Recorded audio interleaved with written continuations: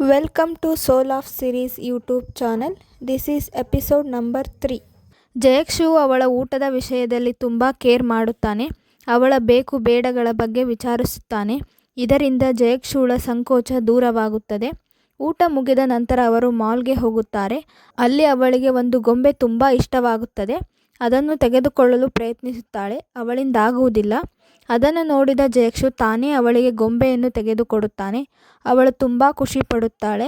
ಸ್ಯಾಂಗ್ಜಿಯು ತನ್ನ ಬಾಲ್ಯದಲ್ಲಿ ಜಯಕ್ಷು ಸಹಾಯ ಮಾಡಿದ ನಂತರ ನಿನ್ನ ಅಣ್ಣನಿಗೆ ಇದನ್ನು ಹೇಳುತ್ತೇನೆ ಎಂದು ಭಯಪಡಿಸಿದ್ದರ ಬಗ್ಗೆ, ಅವನು ಅವಳಿಗೆ ಸಹಾಯ ಮಾಡಿದ್ದನ್ನು ಯಾರಿಗೂ ಹೇಳುವುದಿಲ್ಲ ಎಂದು ಮಾತು ಕೊಟ್ಟಿದ್ದರ ಬಗ್ಗೆ ಮತ್ತು ಅವಳನ್ನು ಮನೆಯವರೆಗೂ ಬಂದು ಡ್ರಾಪ್ ಮಾಡಿ ಅವನು ಹೋಗುವವರೆಗೂ ಕದ್ದು ನೋಡುವುದರ ನೆನಪು ಮಾಡಿಕೊಳ್ಳುತ್ತಾಳೆ.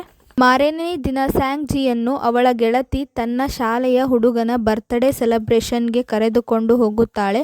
ಅವಳು ನಾನು ಅವನಿಗೆ ಯಾವುದೇ ರೀತಿಯ ಉಡುಗೊರೆ ತೆಗೆದುಕೊಂಡಿಲ್ಲ ಎಂದರೂ ಅವಳ ಗೆಳತಿ ನಾನು ತೆಗೆದುಕೊಂಡಿರುವೆ, ನೀನು ನನ್ನ ಜೊತೆಗೆ ಬಾ ಎಂದು ಕರೆದುಕೊಂಡು ಹೋಗುತ್ತಾಳೆ. ಜಯಕ್ಷು ಅದೇ ಕೆಫೆಯಲ್ಲಿ ಕೆಲಸ ಮಾಡುತ್ತಿರುವುದನ್ನು ನೋಡಿ ಆಶ್ಚರ್ಯಪಡುತ್ತಾಳೆ. ಅವನು ಅವಳನ್ನು ನೋಡಿ, ಸ್ಯಾಂಗ್ಜಿ ನೀನೇನು ಇಲ್ಲಿ? ಸರಿ ಬನ್ನಿ, ನಿಮಗೆ ಇಷ್ಟವಾದ ಟೇಬಲ್ ಆರಿಸಿ ಕುಳಿತುಕೊಳ್ಳಿ ಮತ್ತು ನಿಮಗೆ ಏನು ಬೇಕು ಆರ್ಡರ್ ಮಾಡಿ ಎನ್ನುತ್ತಾನೆ. ಅವಳು ಒಂದು ಎಳನೀರನ್ನು ಕೊಡಲು ಹೇಳುತ್ತಾಳೆ. ಅವಳು ಅವನಿಗೆ ಹಣವನ್ನು ಕೊಡಲು ಹೋದಾಗ ಅವನು, ನೀನು ನನಗೆ ಹಣವನ್ನು ಕೊಡುತ್ತಿರುವೆಯಾ? ಇವೆಲ್ಲ ಬೇಡ, ಹೋಗು ಕುಳಿತುಕೋ, ನಿನ್ನ ಗೆಳತಿ ನಿನಗಾಗಿ ಕಾಯುತ್ತಿದ್ದಾಳೆ ಎನ್ನುತ್ತಾನೆ. ಅದಕ್ಕೆ ಸ್ಯಾಂಗ್ಜಿ, ನೀನು ಈ ಹಣವನ್ನು ತೆಗೆದುಕೊಳ್ಳಲೇಬೇಕು, ಇಲ್ಲಿ ಯಾವ ಕಸ್ಟಮರ್ ಕೂಡ ಇಲ್ಲ, ನೀನು ಹಣವನ್ನು ಮರಳಿ ಕೊಡುವುದು ಸರಿಯಲ್ಲ ಎನ್ನುತ್ತಾರೆ. ಆದರೂ ಜಯಕ್ಷು ಹಣವನ್ನು ಮರಳಿ ಕೊಟ್ಟು ಹಣದಲ್ಲಿ ನಿನಗೆ ಬೇಕಾದ ಕ್ಯಾಂಡಿ ತೆಗೆದುಕೋ ಎನ್ನುತ್ತಾನೆ. ಅವನು ಆ ಕೆಫೆಯಲ್ಲಿ ಕೆಲಸ ಮಾಡುತ್ತಿರುವುದನ್ನು ನೋಡಿ ಬೇಸರಗೊಳ್ಳುತ್ತಾಳೆ ಮತ್ತು ಅವನ ಹಣದ ಪರಿಸ್ಥಿತಿಯ ಬಗ್ಗೆ ಚಿಂತಿಸುತ್ತಾಳೆ. ಅಷ್ಟರಲ್ಲಿ ಅವರ ಗೆಳೆಯ ಫ್ಯೂ ಜೆಹಂಗು ಅಲ್ಲಿಗೆ ಬರುತ್ತಾನೆ. ಅವರನ್ನು ತನ್ನ ಬರ್ತ್ಡೇ ಪಾರ್ಟಿಗೆ ಕರೆದುಕೊಂಡು ಹೋಗುತ್ತಾನೆ. ಅವಳು ಮರಳಿ ಕೆಫೆಗೆ ಹೋಗಿ ಅವಳ ಬಳಿ ಇದ್ದ ಎಲ್ಲ ಹಣವನ್ನು ಟೇಬಲ್ ಮೇಲೆ ಇಟ್ಟು ಬರುತ್ತಾಳೆ. ಬರ್ತ್ಡೇ ಪಾರ್ಟಿಯಲ್ಲಿ ಯಾವುದೇ ಉತ್ಸಾಹ ತೋರದೆ ಜಯಕ್ಷು ಬಗ್ಗೆಯೇ ಯೋಚನೆ ಮಾಡುತ್ತಿರುತ್ತಾಳೆ ಮತ್ತು ಅರ್ಧಕ್ಕೆ ಅಲ್ಲಿಂದ ಹೊರಟು ಹೋಗುತ್ತಾಳೆ. ಟೂ ಜೆಹಂಗು ಅವಳ ಹಿಂದೆಯೇ ಹೋಗಿ ಅವಳನ್ನು ನಿಲ್ಲಿಸುತ್ತಾನೆ ಮತ್ತು ಅವಳನ್ನು ಇಷ್ಟಪಡುವುದಾಗಿ ಹೇಳುತ್ತಾನೆ. ಅದಕ್ಕೆ ಸ್ಯಾಂಗ್ಜಿ, ಇಲ್ಲ, ಆ ರೀತಿ ಯೋಚನೆ ಕೂಡ ಮಾಡಬೇಡ ಎನ್ನುತ್ತಾಳೆ. ಅವನು ಅಳಲು ಪ್ರಾರಂಭಿಸುತ್ತಾನೆ. ಅಷ್ಟರಲ್ಲಿ ಅಲ್ಲಿಗೆ ಜಯಕ್ಷು ಬರುತ್ತಾನೆ ಮತ್ತು ಜಯಕ್ಷು ಬಂದ ಕೂಡಲೇ ಅವನು ಅಲ್ಲಿಂದ ಹೊರಟು ಹೋಗುತ್ತಾನೆ. ಜಯಕ್ಷುವು ಸ್ಯಾಂಗ್ಜಿಗೆ, ನೀನಿನ್ನು ಹೈಸ್ಕೂಲ್ಗೆ ಹೋಗುತ್ತಿರುವೆ, ಇಷ್ಟು ಬೇಗ ಡೇಟ್ ಮಾಡುವುದು ಸರಿಯಲ್ಲ, ನೀನು ನಿನ್ನ ಓದಿನ ಬಗ್ಗೆ ಗಮನ ಕೊಡಬೇಕು, ಚೆನ್ನಾಗಿ ಓದಬೇಕು ಎನ್ನುತ್ತಾನೆ.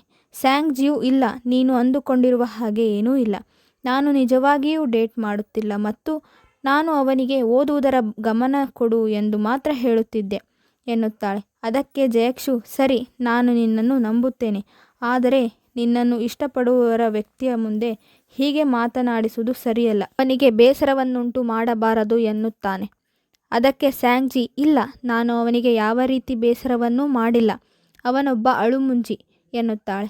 ನಂತರ ಜಯಕ್ಷು ಅವಳಿಗೆ ಅವನ ಹಣವನ್ನು ಮರಳಿ ಕೊಟ್ಟು, ನೋಡಿದ ಜನ ನಾನು ನಿನಗೆ ಬ್ಲ್ಯಾಕ್ಮೇಲ್ ಮಾಡಿದೆನೆಂದು ತಿಳಿಯುತ್ತಾರೆ ಮತ್ತು ನೀನು ನನಗೆ ಸಹಾಯ ಮಾಡಬೇಕೆಂಬ ನಿನ್ನ ಯೋಚನೆಯಿಂದ ನನಗೆ ಖುಷಿಯಾಗಿದೆ.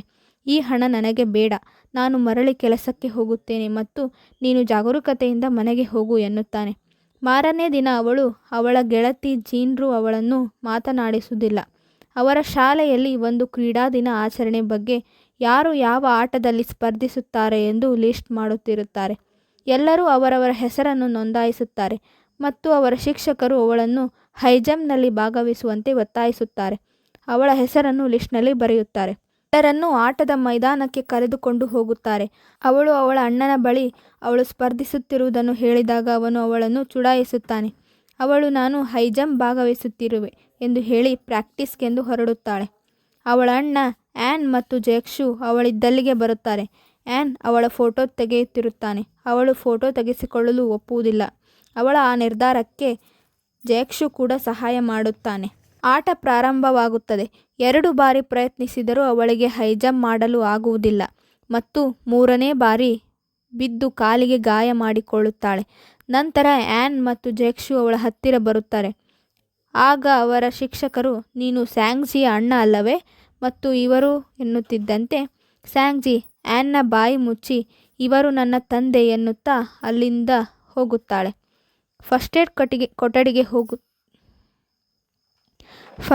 ಕೊಠಡಿಗೆ ಹೋಗುತ್ತಿರುವಾಗ ಅವಳ ಅಣ್ಣ, ನನ್ನನ್ನು ನಿನ್ನ ತಂದೆ ಎಂದು ಪರಿಚಯಿಸುತ್ತೀಯಾ ಎಂದು ಅವಳ ಮೇಲೆ ಕೋಪಗೊಂಡು ಅವಳನ್ನು ಎತ್ತಿಕೊಳ್ಳಲು ನಿರಾಕರಿಸುತ್ತಾನೆ ಮತ್ತು ಜಯಕ್ಷು ಅವಳನ್ನು ಎತ್ತಿಕೊಂಡು ಹೋಗಿ ಅವಳಿಗೆ ಫಸ್ಟ್ ಏಡ್ ಮಾಡುತ್ತಾನೆ. ಜಯಕ್ಷು ಬೇಸರದಿಂದ, ನನ್ನ ಅಣ್ಣನಿಗೆ ನನ್ನ ಮೇಲೆ ಕಾಳಜಿಯೇ ಇಲ್ಲ, ಅವನು ನನಗೆ ಉಪಚರಿಸದೇ ಹೋದ ಎಂದಾಗ, ಸ್ಯಾಂಗ್ಜಿ, ನೀನು ತಪ್ಪು ತಿಳಿದಿದ್ದೀಯಾ.